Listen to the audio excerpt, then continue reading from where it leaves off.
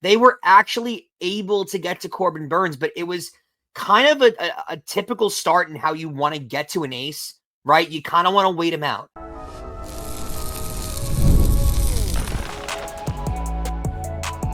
You are Locked On Yankees, your daily New York Yankees podcast.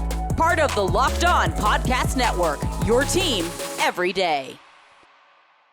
Welcome to Locked On Yankees, which is part of the Locked On Podcast Network, your team every day. Thank you for making us your first listen every day. I'm Stacey Gotsulias, and with me as usual, my co-host Brian McKeon. Brian. Stacey, they're not going to go undefeated, I guess. I guess not. Before we get started, don't forget, subscribe to Locked On Yankees on whichever podcasting platform you prefer. Subscribe to our channel on YouTube. I'm not sure if I mentioned it, but we passed 8,600 subscribers. Yay, good job, everyone. So like our video, subscribe to the channel, hit the bell so you're notified when our videos go live. On today's show, we preview the second game of the 3-game set with the Diamondbacks. We parse through some of Aaron Boone's quotes after the Yankees' first loss of the season. But first, let's discuss the first loss of the season. Yeah, I guess the positive that came out of this, right? Jason Dominguez finally got the bat going. One of the only guys to not get the bat going so far. Ben Rice hit an unbelievable home run late, and Will Warren looked as advertised, right, in his improvements. Yeah. There were some issues with Will Warren, but, 5 innings, good. Only 2 runs on the home run, 1 hit. The 4 walks, but 4 strikeouts, 95 pitches. Again, 5 innings. He's just got to cut down on the walks, but perfectly cromulent performance from the number 5 starter. Love the SAT word there. Love the SAT word there. Cromulent. That's actually a Simpsons word, if I'm not mistaken. Walks were the issue last year too with Will Warren, so that does feel like a thing that he's got to figure out and correct, because you can definitely find yourself in some trouble with that. But 1 hit's the fewest that he's given up in a start. He did look, other than the walks, he did look like he had control of the start too. He wasn't nervous and all over the place. It was just he was having trouble at times finding the strike zone. I was impressed. It was almost like he was nibbling a little bit at some points. Yeah, but I didn't feel like he ever had. Last year, there were times when watching him in a start where he felt like he had lost control. Like he was completely out of it and not present on the mound. I didn't feel like that in this start. It felt like he was there and he was present on the mound. He just, like you said, he was nibbling with the strike zone. It's a different thing than it was last year. So I do have a little more confidence, but yeah, it is the same thing as last year with the walks. He has to cool down on that. Yeah. But other than that, it was a good performance. 5 innings, 2 runs is good in this day and age. You take that. Yeah. Especially with how their offenses looked. With how their offenses looked so far, that should be able to get them a win. Offense took a bit to wake up, but it still was good enough, in my opinion. The offense was not really much of a problem in this game. Dominguez had an unbelievable game. He really did. He hit the ball really well in this game. The home run got a lot of it. Volpe's torpedo bat got another one. And they were actually able to get to Corbin Burnes, but it was kind of a typical start in how you want to get to an ace, right? You kind of want to wait him out. You hope you run into one early on, but other than that, you kind of want to wait him out. You want to see as many pitches as possible. Austin Wells had an excellent 13-pitch at-bat at one point. You want to make him throw as many pitches as possible and wait him out. I think it was 2 runs, right? Getting the 2 runs across on Burnes on the 2 home runs. That's what you can ask for when facing an ace like Corbin Burnes. So I don't have a problem with their approach at the plate, to be honest with you. I was just annoyed because the bottom of the order was getting things going, and then the top of the order came up and didn't do anything in that 1 inning. Was it the 3rd or the 4th? Where I think it was the 3rd, right? Because Dominguez hit the home run, and then Rice hit the double. He hit the tar out of that ball off Burnes. Oswaldo Cabrera walked, and then Goldschmidt, Bellinger, and Judge do nothing. And I thought, I'm like, okay, this is good, because the first 2 innings, they couldn't get anything going against Burnes, and they were getting to him. And the top of the order basically didn't really do much all night. The boys at the bottom, mid to bottom, were the ones who were doing things. Volpe with the home run in the 4th. It's his 3rd of the season. And by the way, he did not reach that mark until April 28th of last year. it is the game is April 1st. Today is April 2nd when you're watching this. So that's pretty impressive for Anthony Volpe. He's making a lot better contact. He's seen the ball a lot better than he was last year. He's another guy, too. I just referenced Will Warren's control on the mound. He's got a lot of control at the plate right there. It does this year so far, and again, it's 4 games, so we're not going to overreact yet, but it does feel like Volpe's got a lot more of control of his at-bats than he did last year so far. A lot more confidence stepping into the batter's box. So I really like what I'm seeing out of Volpe. I'll tell you something that I'm not a fan of. I like consistency, especially at the top of the order. And it feels like, coming into the year, we loved what Austin Wells was doing in spring training. We loved the idea of him being able to be a leadoff hitter.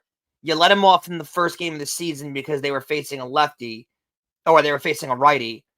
And then you've immediately moved off of that. And now it's been Goldschmidt in the last 3 games since. Where is the consistency? And I'm sorry, Austin Wells is a much younger hitter with a very high on-base percentage who sees the ball really well. I don't love a catcher leading off, but I can talk myself into Austin Wells being a leadoff hitter. I get it. But when you look at the analytics of Austin Wells, I understand it. It makes sense. He again, a catcher's not typical, but high on-base percentage, does move pretty well, and has a little bit of pop. Explain to me Paul Goldschmidt. Paul Goldschmidt is not a leadoff hitter. I'm sorry. I think there's a place for Paul Goldschmidt in the lineup, and I think Goldschmidt's been pretty good so far, honestly. But why is Paul Goldschmidt leading off? Everybody watching the game knows that Paul Goldschmidt is not a leadoff hitter. You know how they get when something happens, something good happens, they think they have to stick with that same thing, right? Because, they scored 20 runs when Paul Goldschmidt was leading off on Saturday. So okay. And then on Sunday, they scored 12 more. And you're thinking, oh, okay, let's keep him here. I understand that frustration. This isn't a bold prediction, but I'm thinking maybe we'll see Wells leading off on Wednesday night. Maybe.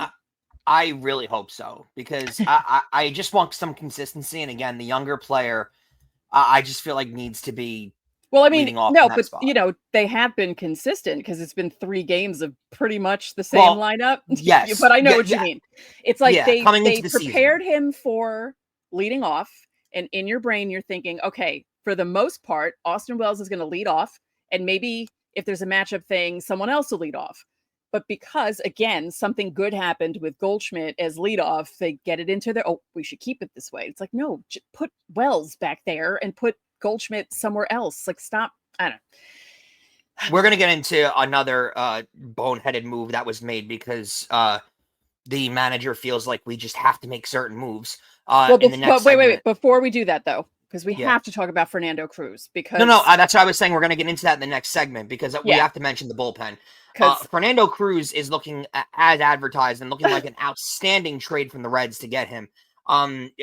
2 innings, no hits, 4 strikeouts. He got a whiff on 8 out of 10 pitches. He looked outrageous again. Looked really good in spring training, but this is a different kind of thing. And there is not a straight up slot for him in the bullpen, right? He's not a Luke Weaver or a Devin Williams type where there's an immediate, they love to say this, lane for him. There isn't like a lane necessarily for Fernando Cruz, or it's not like he's a Tim Hill where you're bringing him in to face a lefty part of the lineup.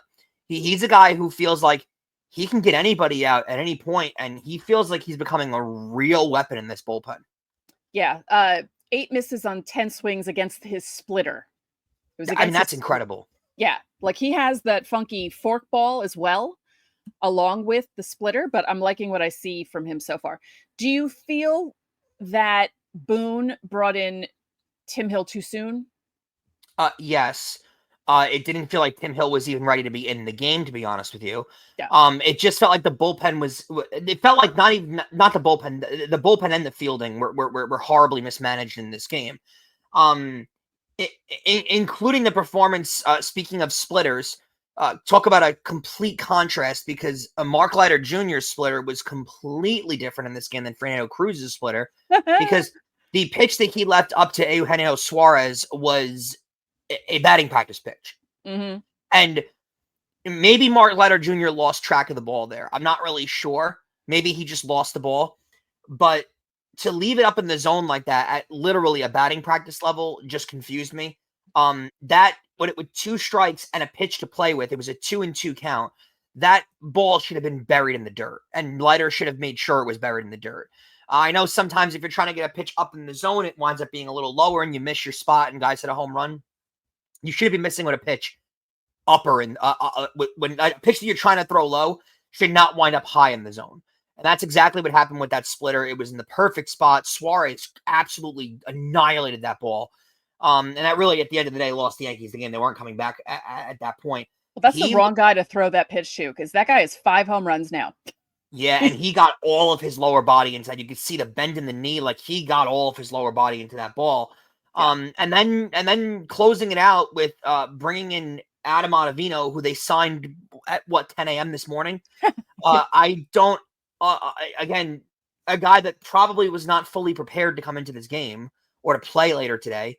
The Yankees, there was no rumors. He wasn't at Yankee camp all spring training. There were no rumors of them bringing him in. And then all of a sudden, Devin Williams hits the paternity list, and they bring in Adam Ottavino literally off the scrap heap and throw him in there when he clearly wasn't prepared to be in pitching. And not that he was bad at all, but he wasn't prepared to be in, clearly. So I think the bullpen was heavily mismanaged in this game. And plus, from what we were saying, from the runs scored earlier in this game, other than Ben Rice's home run in the 9th inning, Stacey, that was the only hit the Yankees had in the last 18 batters that went up for them. Not a good offensive closeout to this game, but still hard to complain about the offense with the way that they looked in the first series. Well, that's the thing. There's a part of me, and I know people are going to say, what? There was a part of me that was hoping that they wouldn't hit the ball as much, just because everyone keeps talking about the weekend. And I kept trying to point out Brewers pitching was terrible this weekend. And they continued that terribleness in their next series. And it's going to be different when they face better pitching. And they faced better pitching in this game. Like, they were able to get to Burns. They got 2 more runs against Burns because of a horrible error from Naylor. But that bullpen shut them down. I mean, honestly, there were a couple of 1, 2, 3 innings in there, just like you can't get anything going. Really? They do have some flamethrowers in their bullpen, Arizona. Like they throw the ball hard. Yeah. And that's part of the reason why you saw Ben Rice's home run just, fly. But, listen, they're going to lose games. So I'm not, crazy upset, but this is what happens when you see really good pitching. Speaking of which, the Brewers did give up no runs today. They won 5-0 against the Royals. Finally, their offense looked, their pitching looked reasonable, but yeah, you're right. The Brewers' pitching is by far the worst in baseball so far, and it did show that with the Yankees. One quick thing about Adam Ottavino. He agreed to a minor league contract with Boston on February 18th. He exercised his right to be released on March 23rd. He compiled a 10.80 ERA in 5 spring training appearances. And then the Yankees decided, hey, we're going to sign Adam Ottavino while Devin Williams is on the paternity list. He'll be gone for a few days. But they just I don't get it. I don't get it, but sure. Maybe a familiar arm. Yeah. Yeah. Don't forget, subscribe to the channel, hit the like button on our videos, hit the notifications so you know when our videos go up. You can also join the Locked On Yankees Insiders Club. The link is in the description. You'll get texts from us. You can text us questions, comments, and reactions to trades and signings. We send out the lineups, any roster moves, any breaking news. So I sent out the lineup. I sent out the Ottavino stuff. And I forgot about Aaron Judge winning AL Player of the Week. So I also sent that out on Tuesday. Suarez, by the way, NL Player of the Week. Who? Suarez was NL Player of the Week. Oh, right. That's right. Yeah. So the 2 players of the week, the NL Player of the Week got the best of this game. Let's see what the AL Player of the Week does on Wednesday night. So with the Insiders Club, there's a 14-day free trial. Try it out. It's fun. Coming up, we're going to go through some of Aaron Boone's quotes after the game because he said some things that angered Brian. So we'll go through that next. Looking for a snack that's both delicious and nutritious? Crack into a good source of protein with Wonderful Pistachios. Wonderful Pistachios is one of the highest protein nuts. Each 1-ounce serving has 6 grams of protein, giving you over 10% of your daily value. Plus, they're packed with fiber and better for you unsaturated fats to help keep you feeling fuller for longer. And they come in a variety of awesome flavors like sea salt and pepper, dill pickle, and jalapeno lime, just to name a few. Now, personally, I love the no shells variety. It's the perfect grab-and-go snack for those busy days. Whether I'm snacking at my desk, on a road trip, or I just need a quick protein boost, they're always my go-to. And if you love cracking open every shell for that satisfying crunch, the in-shell options are also a classic favorite. Wonderful Pistachios is a complete protein. It provides all 9 essential amino acids. So whether you're running in between meetings or dropping off the kids, Wonderful Pistachios are the snack that works as hard as you do. So get snacking and get cracking with the snack that packs a protein punch. Visit wonderfulpistachios.com to learn more.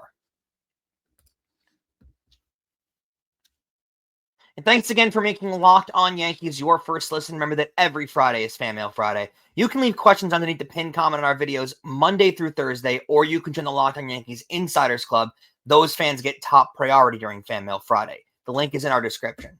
So, Stacey, leave it to me to watch the postgame and get bothered by Aaron Boone comments, because what else is new? We're back to another baseball season, and Aaron Boone saying things that are aggravating me. It's really here. Me. Baseball season is really here. We're here. Yes. We've arrived. Yes. It's just, I mean, it's every year. He can't help himself. So, Mark Leiter Jr. is the GOAT in the opposite way that it's supposed to be meant in this game. He's the guy that everyone's going to be talking about. So, I do want to see if you can guess what Aaron Boone thought of Mark Leiter Jr.'s stuff in this game. Oh, he said he had good stuff. Because everyone has good stuff. A guy could give up 8 runs without getting an out, and he'll say that he had good stuff. Nestor Cortez Jr. in that game had good stuff. Yeah. Mark Leiter Jr. Boone thought he had good stuff. He also stated that Mark Leiter Jr. has looked great in the last month, going back to spring training when games didn't matter. Obviously Leiter Jr. just didn't throw a good pitch there. That was the reason that he gave. It's not like Leiter Jr. came in with the bases loaded, though, so I don't know how that really transpired. But, that's the comment. That's the quote that we got out of Boone. He's going to defend his player and make him sound great. Here's my thing, and this happens every year, and we're going to keep discussing it, obviously, because he's the manager of the Yankees. No one's asking you to come out and destroy Mark Leiter Jr. in this spot. Right. It's the 4th game of the season. No one's asking for that. But explain to me how it's a bad thing to just state, like, yeah, he didn't have it tonight. Like, I'm sure Mark Leiter Jr. would have admitted that to you. Why do we have to try and prop up every player? He clearly didn't have his good stuff tonight. Yeah, I wonder about that too, because it wouldn't be slamming a guy. It would just be telling the truth. Like, yeah, he just didn't make the pitch or something like don't come out and say, oh, yeah, he had great stuff. It was just, like, we all watch the game too. Like, that's what bothers me is if you're stating the obvious and you're not stretching the truth, especially to make a guy look bad, then what are we doing? But Mark Leiter Jr. clearly didn't have good stuff tonight. That splitter was left up in the zone to a player who crushes balls on the inside part of the plate. I mean, it was a bad pitch. Yes, it was, and it lost him the game. But to say that he had good stuff, come on. We all watched the game. His stuff wasn't good. Side note too, that did bother me. It didn't really impact the outcome of the game, but it did have an impact in the game, of course.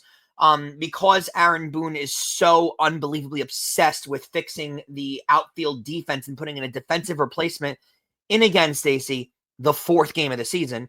He removed Jason Dominguez from the game to put in Trent Grisham. Now, this, first of all, let me just continue this first, and I'll go back to the Trent Grisham point. Because they took out Dominguez and put in Grisham, you now wind up having stacked lefties towards the back of your lineup, which Boone, I guess, didn't think of. That allowed Arizona to put the better closer in the 8th inning to go through the heart of the Yankees lineup. And then when the lefties came out, they put in AJ Puck, who mowed down the lefties because he's really good against lefties. And now you had a stacked amount of lefties. Jason Dominguez is a switch hitter who could have batted righty from that point. He's also a power hitter who could have got the Yankees back involved in the game with Ben Rice.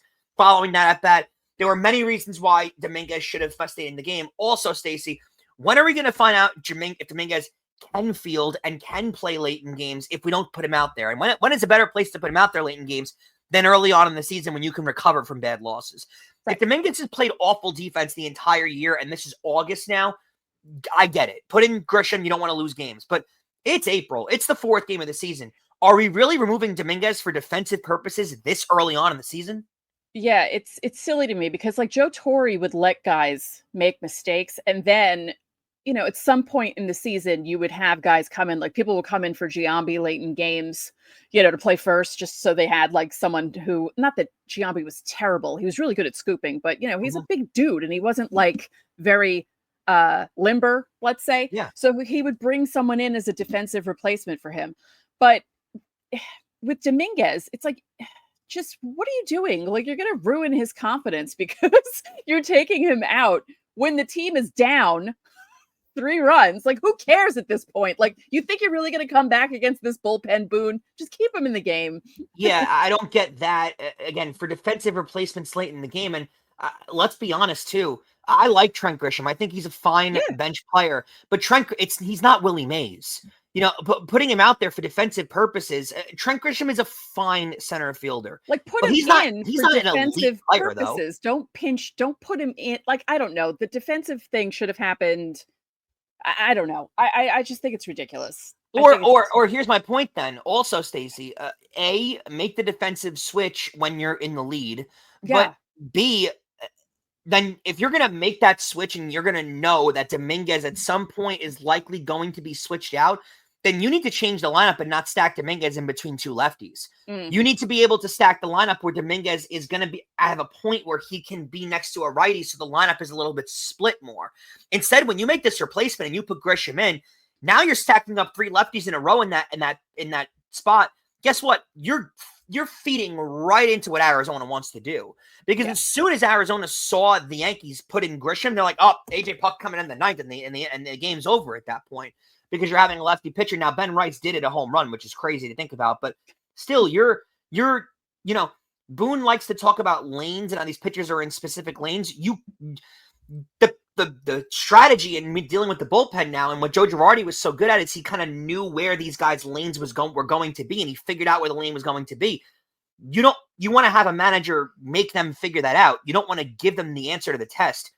By Boone putting in Grisham, he allowed the decision to be made for the Diamondbacks. They knew that they had their lane set up at that point because they're facing 3 lefties in a row. It's just don't give them the answer. And again, it's the 4th game of the season. Why are we taking guys out for defensive replacement now?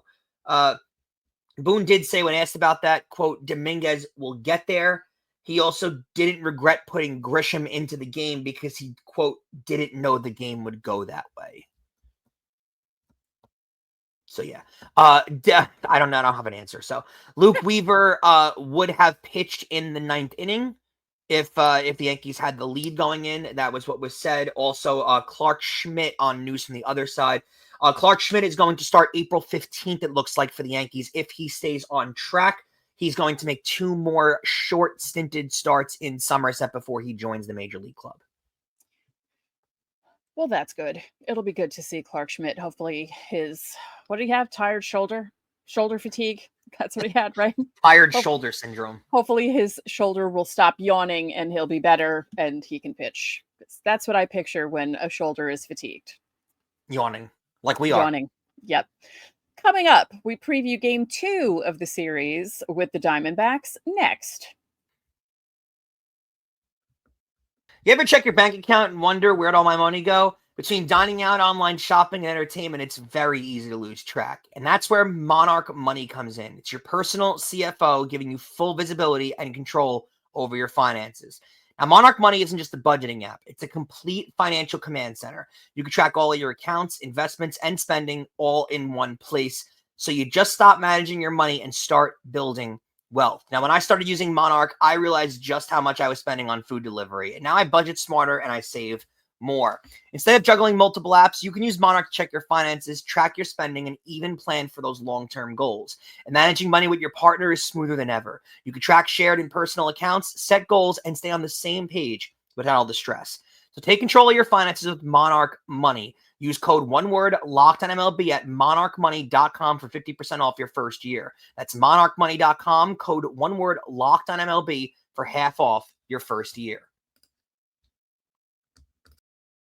So, Stacey, game 2 against the Diamondbacks will be at the stadium later on tonight. It'll be Carlos Rodon versus Zach Gallen. Another really tough pitching matchup for the Yankees. The Diamondbacks really stacked their pitchers up well, and compared to how well they improved their bullpen along with their lineup, the Diamondbacks are a tough team coming into this year.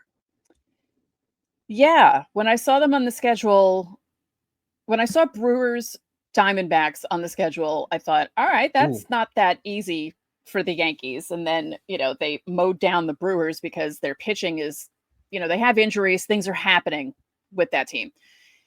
And then I figured heading into this series against the Diamondbacks, I thought, okay, this is actually going to be good because, as I said earlier, it'll get people to stop talking about the bats because it's better pitching, because we kept saying that. Like, hold your horses. It's 3 games. Let's stop this whole, the Yankees are going to set home run record. Like, just slow your roll. You all know how baseball works. It's 162 games. Just 3 games do not show you what the season's going to be, okay? Yep. And part of me was relieved when I realized, oh, okay, a better team is coming in now, so maybe all this talk will stop and people will stop freaking out about the torpedo bats. And Zach Gallen, let's just say this, he's 0-1 with a 9 ERA right now because he had a rough start in his first start, where Rodon looked good on opening day. 1-0 with a 1.69 ERA. Nice. We'll see. I think the storylines to look out for: can the bats do anything against Gallen, especially the top of the lineup after how they performed on Tuesday? Because the kids were looking all right for, that 1 inning, and then Rice had the home run. But Dominguez's home run was good. Volpe, Oswaldo Cabrera, and even some of the walks that they were what's the word I'm looking for? Oh my God, the walks that they drew. They draw walks. That's it. So will the bottom of the lineup keep making things happen? And can Rodon build on his good opening day start? Those are the 3 things I'm looking for in Wednesday night's game. The major at bat in Tuesday night's game was the 13 pitch at bat that Austin Wells had. Which, by the way, is a valuable thing that you want a leadoff hitter to be able to do, but I digress. That is something that you're going to need to do against Gallen. Again, that's the strategy of beating aces in this sport, right? You have to get them out of the game early, make them throw a lot of pitches, and make them work for it. Now, they are the aces of the sport because they're going to work for it, and more often than not, they're going to execute when they need to. But you need to make these guys work for it. Now, Gallen did come off a bad start in his first start, so you'd think that he's going to come in with a little more motivation in this spot, but my strategy for this game is look to attack early on in the count. You want to make them work for it, but Gallen's going to have a lot of pressure on him in this start after having a bad first start to kind of get ahead of guys and really have a good start here. I think there's a good opportunity that he's going to probably try and sneak a lot of first pitch fastballs in there, get ahead in the counts early, and try and last longer in this game. I think that leaves a lot of really good opportunities open for guys like Aaron Judge, who tend to like to attack that first pitch and really get on top of guys. So I'm looking for something like that. I'm also looking for consistency out of Carlos Rodon in this spot. Listen, it's been stated enough, and it's going to keep getting stated all year throughout the rest of the season, Stacey. They need Carlos Rodon to be an ace. They need him to be Cy Young level Carlos Rodon this year for them to have any chance. And with Garrett Cole out, Carlos Rodon's known that since the injury news came in. And Carlos Rodon's entire story as a Yankee has pretty much been he has a stretch of unbelievable dominance and then has a stretch of just he has no idea where that ball is going. Mm-hmm. Let's see how long he can keep that dominance going, because we know that when Carlos Rodon is on, he is one of the better pitchers in all of baseball. But let's see if he can keep that going consistently for a full year. This is a tough lineup, so I'm interested to see how he navigates it. One final thing before we go. On a scale from 1 to 10, when the lineup comes out tomorrow and you see Paul Goldschmidt leading off, how angry will you be? It's early on, so I'm going to give it like a 5.4.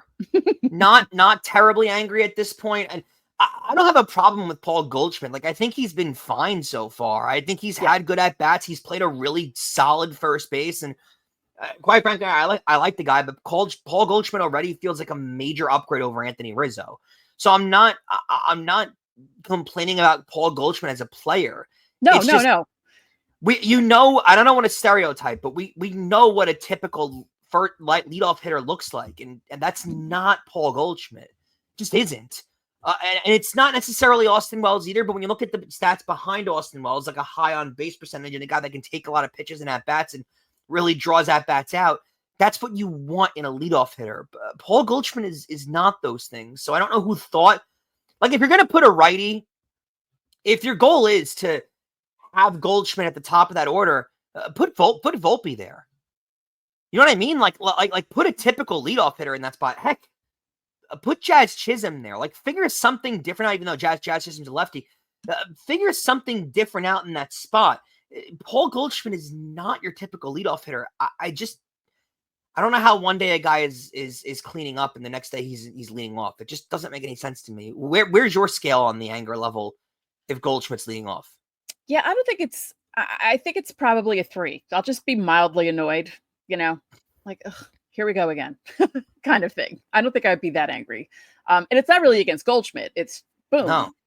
It's Boone. No, So, it's not Goldschmidt for me either. It's 100% a Boone thing. Yeah, just thought I'd throw that out there. I was thinking about it when you were talking. I was like, let me ask, because I think that'd be pretty funny. I think we should do that from now on. We'll start asking questions. On a scale from 1 to 10, how pissed off are you? Works for me. Yeah, so that'll do it for this edition of Locked On Yankees. I'm Stacey Gotsulias. And I'm Brian McKeon. We'll catch you guys tomorrow.